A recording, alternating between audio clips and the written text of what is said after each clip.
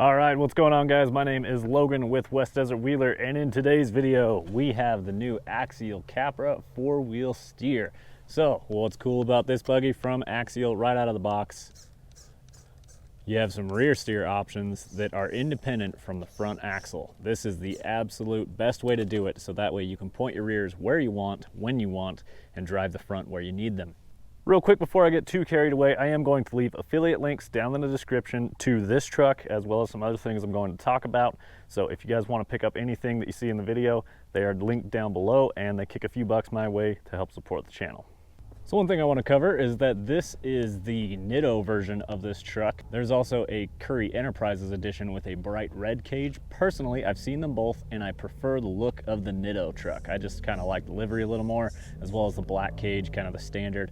That's my choice, but that's just me. If you want the red truck, you can definitely get one of those now.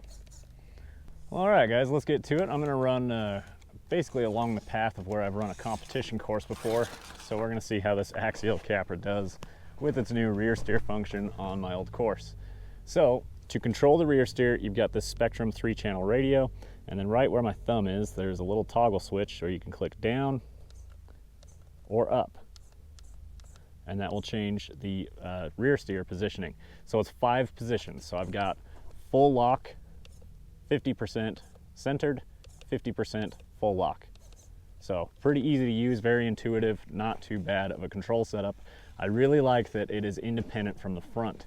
That's a huge benefit for me. That way I can put my rears and my fronts exactly where I want. So that's really cool, as well as Axial actually did modify the cage design on this to accommodate the rear axle and servo. To accommodate the rear axle and servo a little better. That way you get a little more clearance to completely go full bump on the suspension. Sorry, Sydney wanted to take a look at the new Axial truck here. So it's still running full brushed electronics, and then it's got the standard Spectrum 614 servo front and rear now. Now I want to talk about how much of a value this thing is, because I've had a Axial Capra for a couple years, and I actually converted mine to rear steer. Now when I did that, I had to buy a new radio because my original Capra radio didn't have enough channels to run rear steer, and it didn't have a good setup for rear steer. So I had to get a new radio and receiver, and then I had to buy a complete front axle out of just parts. Now the good news is you can convert an old Capra into rear steer, and you can use the differential and the portal gears and whatnot, but you have to buy CV gears, you have to buy a few other things as well to make this truck fully function with rear steer. Currently, the rear steer version is $50 more than the standard straight axle version. It cost me well over $200 to convert my original Capra to rear steer. So if you're even thinking you might be interested in rear steer, definitely get this truck right out of the box. All right, so we're gonna come up into this line because I haven't even touched the rear steer on this run yet. And we're gonna intentionally start out on the wrong spot. We're gonna crab over into this crack and get the car balanced. Then we can return the rears and put them right where we want. We can drive the rear further uphill. I'm driving one-handed, thanks to the little thumb control wheel here, but I also have to let go of the steering to adjust my rears, so it's not quite as fluid while I'm recording as if I were to just be driving using 2 hands. So then right there, basically gonna crab up and across here. Again, using that rear steer, maybe not quite as much as I had.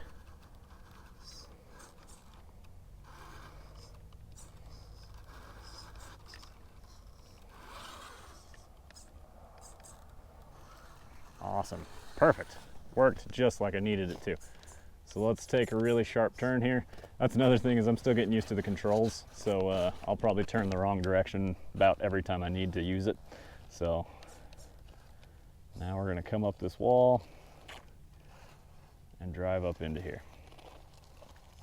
Now the cool part about rear steer is on something steep like this, once you start lifting a tire like this, you can force the suspension and the weight of the truck in different directions.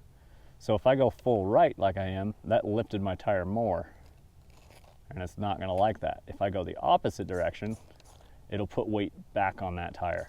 So it can definitely benefit you if you're getting a little tippy on a certain line, and you may be able to get up and over the obstacle just using the pressure of the rear steer to put force back on the suspension in certain angles. Now this truck is completely stock out of the box. There's not been anything modified or changed on it. This is actually not even my truck.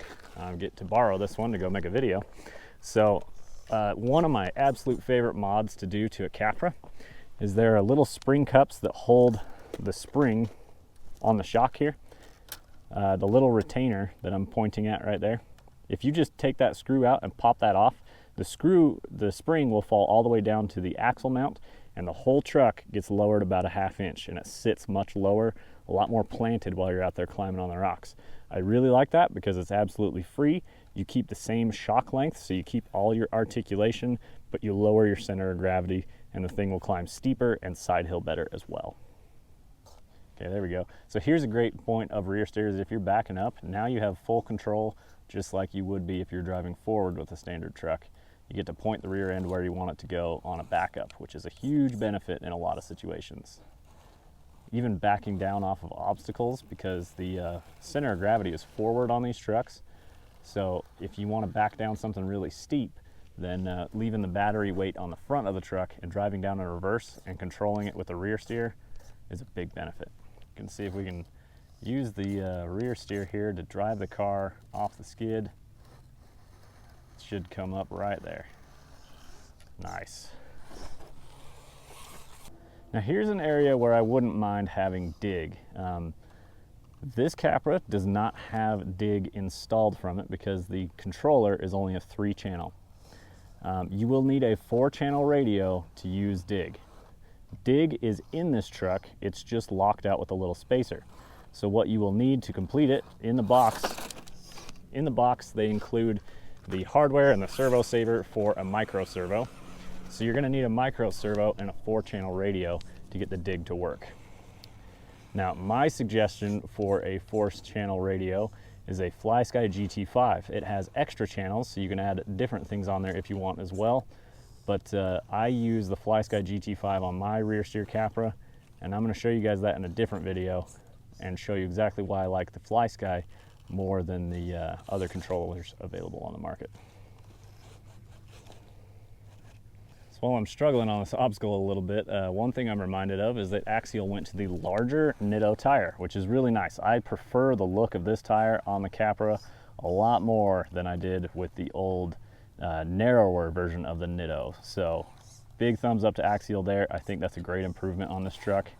All right guys, gonna cruise up into this big sweeping left-hand turn into a technical climb at the top. So what we're going to do is actually kick the rear steer over 50% and just start working the rear end over to help with this turn.